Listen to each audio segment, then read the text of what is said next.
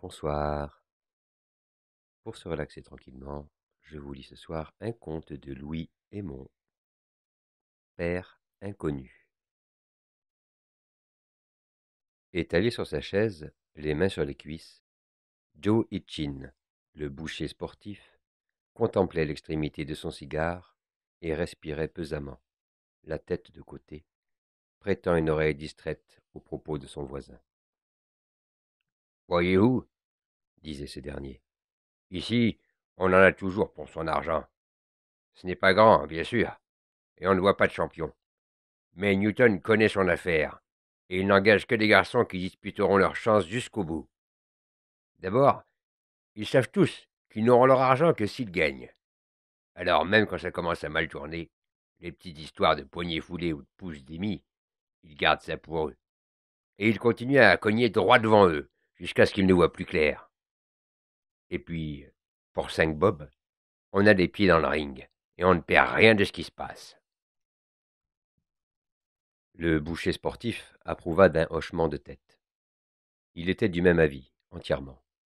Il connaissait tous les lieux où l'on boxe à Londres, mais il n'en connaissait aucun où l'on put, pour ses 5 shillings, se procurer au même degré qu'à la West End School of Arms l'impression luxueuse que les combattants étaient à vos ordres et se martelaient pour vous divertir.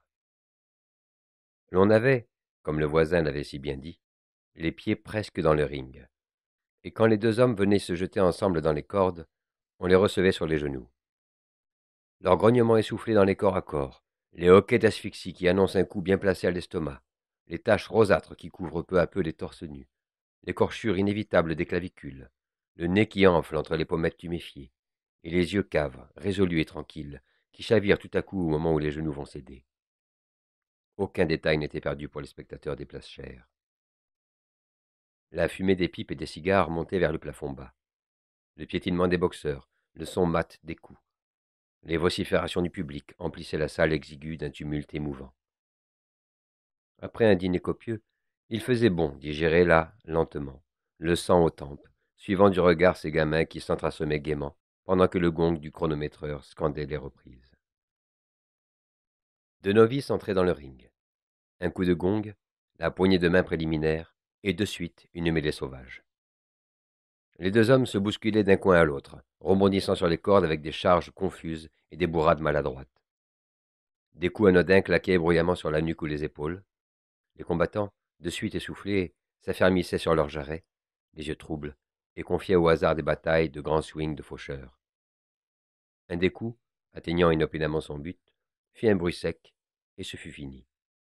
L'un des deux était étendu sur le sol, les bras en croix, pendant qu'une voix placide comptait les secondes.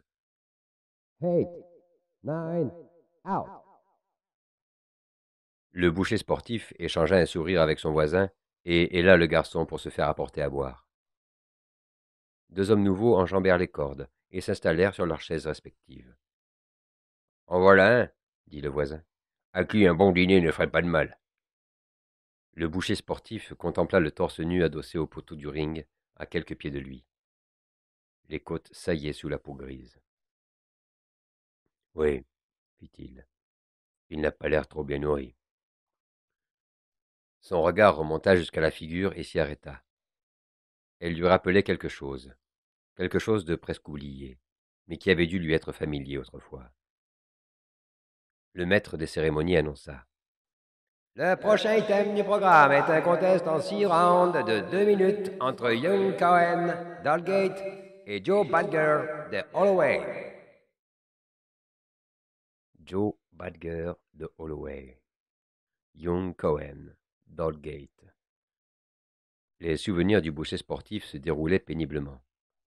Joe Badger de Holloway. Joe Badger. Joe. Il retira son cigare d'entre ses dents, et une poussée de sang lui gonfla les tempes. Joe Badger de Holloway. Et cette figure qui lui rappelait quelque chose. C'était le fils de Maria. Et si elle avait dit la vérité, son fils à lui. Young Cohen venait de placer un dur crochet au sortir d'un corps à corps et s'avançait de nouveau, prudent et rusé. Le boucher sportif regardait le gringalet qui lui tenait tête. Oui, c'était bien la figure de Maria, et surtout ses yeux. mais la mâchoire. Il se passa la main sur le menton, remué malgré lui. Le fils de Maria et son fils à lui. Après toutes ces années. Quelle drôle de chose. Un garçon courageux, cela se voyait de suite, mais qui ne savait guère s'y prendre. Il s'avançait carrément, les yeux bien ouverts, avec des swings qui se laissaient deviner longtemps d'avance. Son thorax plat semblait bien peu fait pour recevoir les coups, et les gestes de menace de ses bras grêles étaient pathétiques. Time! Une minute de repos et de soins paternels aux mains de second apitoyé, et le voilà qui reprenait sa tactique sans espoir, suivant pied à pied autour du ring, les yeux grands ouverts, un adversaire qui lui bosselait la figure en s'amusant. Il ne montrait aucune colère, ses yeux, pas même d'ardeur au combat, seulement une sorte d'application patiente, de désir candide, de la victoire, peut-être, ou bien de l'argent du prix, d'un peu d'argent dont il aurait grand besoin. Pendant la seconde intervalle, le boucher sportif étudia le jeune corps demi-nu adossé aux cordes du ring à quelques pieds de lui.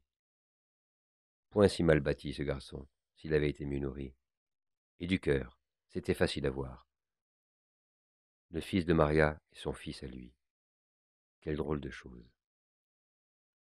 Au troisième round, Young Cohen feinta, dansa, plissant ses yeux pleins de ruse, réussit avec ostentation plusieurs tapes légères du gauche, et soudain plaça son droit à la mâchoire, vite et dur.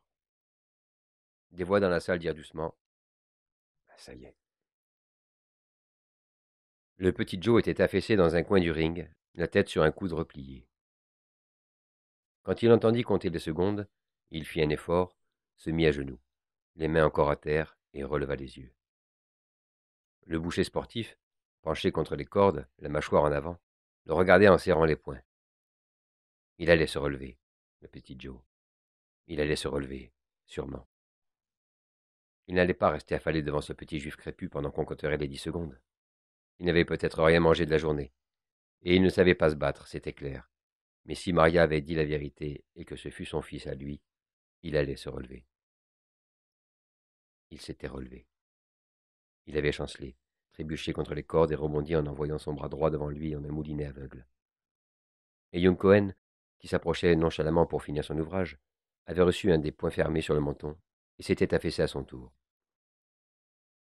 Le boucher sportif se leva en carrant les épaules, insolemment orgueilleux, les mains à fond dans ses poches, faisant sonner des monnaies, et s'en alla vers la porte, pour être là quand le petit Joe sortirait.